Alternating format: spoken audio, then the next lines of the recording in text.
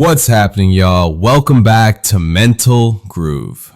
Today, we're tapping into another Kevin Samuels clip that's got timelines buzzing, and y'all already know we got to talk about it. Before we jump in, hit that like button, subscribe if you're rocking with the channel, and stick around. I'll drop my real take right after the video. Let's get into it. Wanting better outcomes. Hello? Hello, how are you? I am well. How old are you? I'm 37.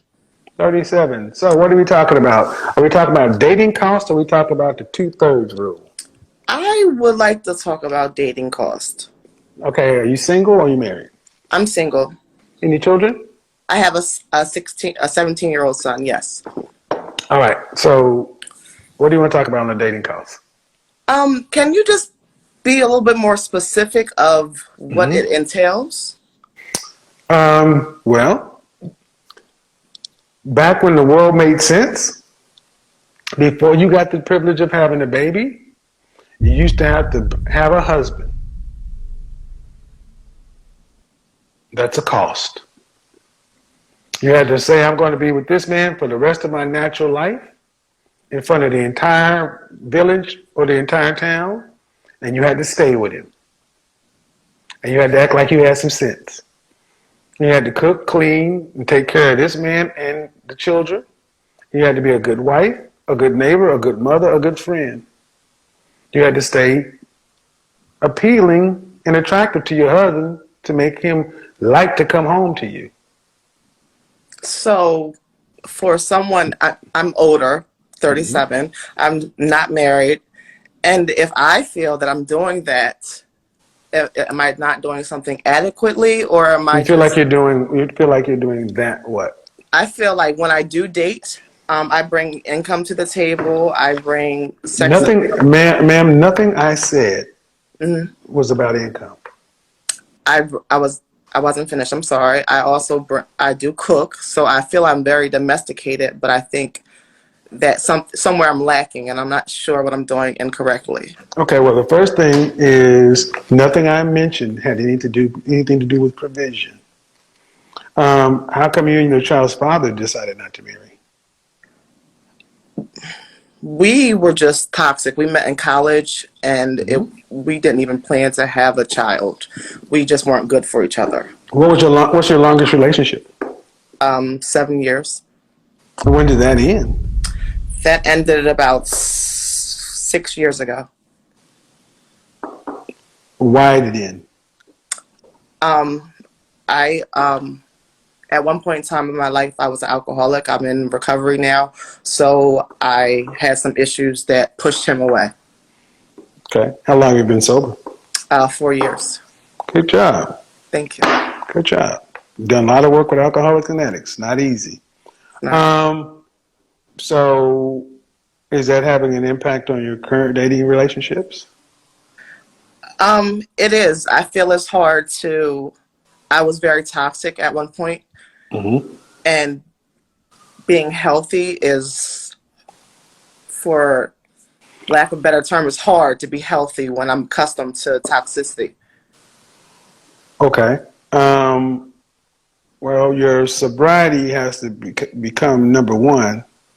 When you date, are you, at what point do you bring up your past? I try not to bring it up too soon. Okay. Because people are nervous. Yeah, I understand. I get it. Yeah, so it's like if I feel it's going somewhere or some potential, maybe some months down the road, yes. I mean, the last person I was dating, I told him a little bit too. He felt he needed to know prior to me telling him. Yeah. People always say that shit. Half this country's addicted to something. So before people decide to judge you, if it ain't alcohol, it's pain pills. If it ain't pain pills, it's a street drug. If it ain't that, look at the people on drinking and sexing and everything else. This country is a country of addicts and alcoholics. So, because are you an outpatient? Are you keeping up with your counseling and therapy and meetings and things like that? I still have a sponsor. I still speak to her probably every week. I still go to online AA and things of that nature. So well, as long as it stays top of mind, you know the struggles, so we move on. But yeah, people think I was bullshitting. I do this in real life, people. I do appreciate it because I get I it. watch It's your like, lives, so it's hard, and it was hard for me to come man, to you. please. In corporate America, I work with a vice president. He was an active heroin addict, and he actually mentioned it in the company meeting. I was like, whoa. Man was making $300,000 a year. Talking about I'm like, really? Okay. Anyhow, but how are you meeting? Most of the men I meet are online. That's problem number one. Okay. Because I can go to the bar, so it's like. Well, of course you can. I don't suggest that either. But what I'm saying is online dating is really, in my opinion, best for people who are just kind of getting back out there and supplemental to get additional attention. But really, with the things you got going on, I would say you want to meet people who are doing, because you can't afford to meet people who are in unhealthy areas. So this is why becoming a regular at a gym, at a restaurant, there's some things that support your sobriety. Volunteering. I'm big on charity work, like not a charity, but like a nonprofit, American Heart Association, Habitat for Humanity, and